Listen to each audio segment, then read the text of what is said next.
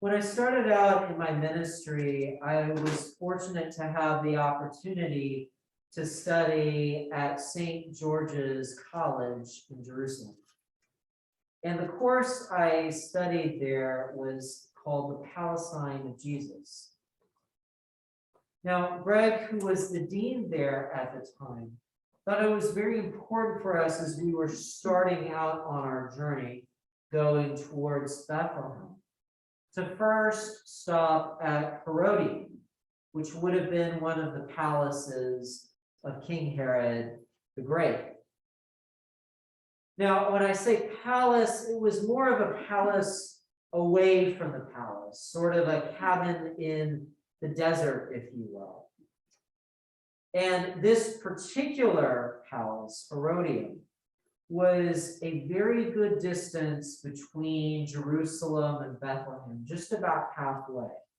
It's far enough from the road that you can be protected if anyone's coming for you, but you can also see anyone who's coming before they have a chance to get you. The other thing is that aside from being well placed strategically, is that Herodium had a lot to offer, particularly in the ways of entertainment. There was a pool, a literal pool, in the midst of this hill that the palace is on. And there was also a theater there. And when I say theater, I don't mean a home theater like what many of us have in our homes today, but I mean an actual theater for people to perform and do plays in. So this was a pretty spectacular place that Herod built up for himself. Now, if you go to Herodium today, you'll still see the hill that it was on, and you'll see the semblance of what it might have looked like. But it is a ruin. And there's archaeologists there now with their brushes and other tools going around in the dirt and seeing if there's anything in particular they can find there. In Bethlehem, on the other hand, if you go to the Church of the Nativity, this church is where the cave that Jesus was born in is placed. But it doesn't look like a cave anymore. You go into this place, and everywhere around you, everything is encrusted in precious metals and gems.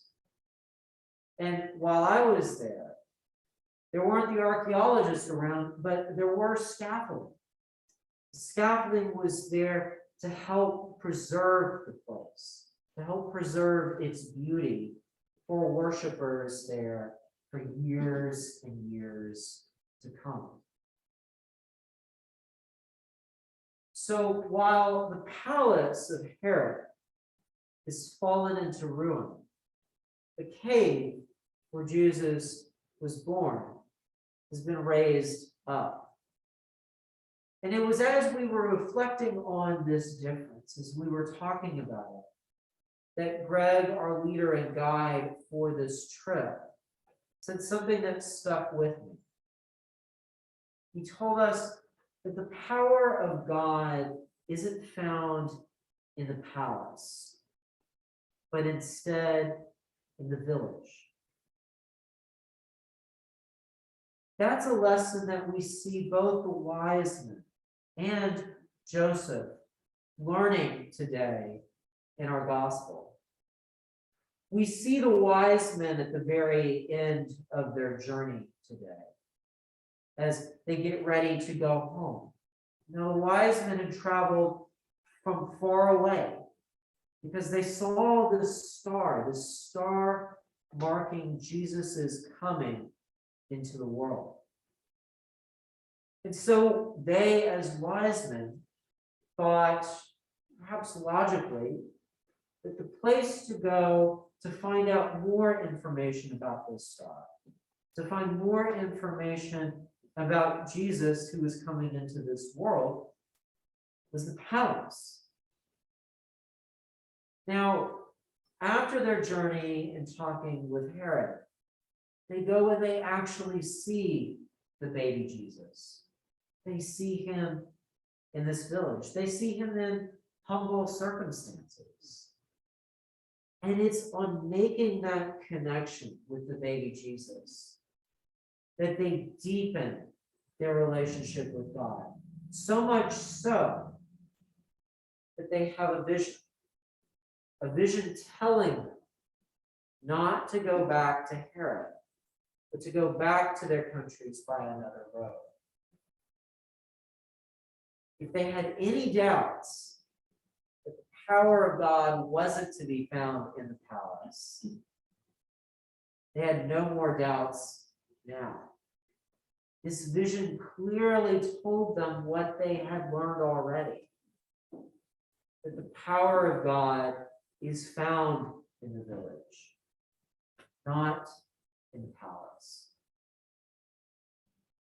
Joseph, too, learns this lesson, because we see in our gospel today that he's told in his own dream, in his own vision, of the danger that Herod presents. It's why he flees with Mary and the baby Jesus to Egypt. And even when the danger has passed, even when Herod the Great has died, Joseph is still a little weary of the royals. And in fact, a vision confirms this. And so they travel up to Nazareth, far away from any of the royal family, to make their home. The wise men and Joseph both learned from their visions and their dreams that the power of God isn't to be found with the royalty. It isn't to be found with the rulers. It isn't to be found in the powers of this world. But instead, it's found in the village.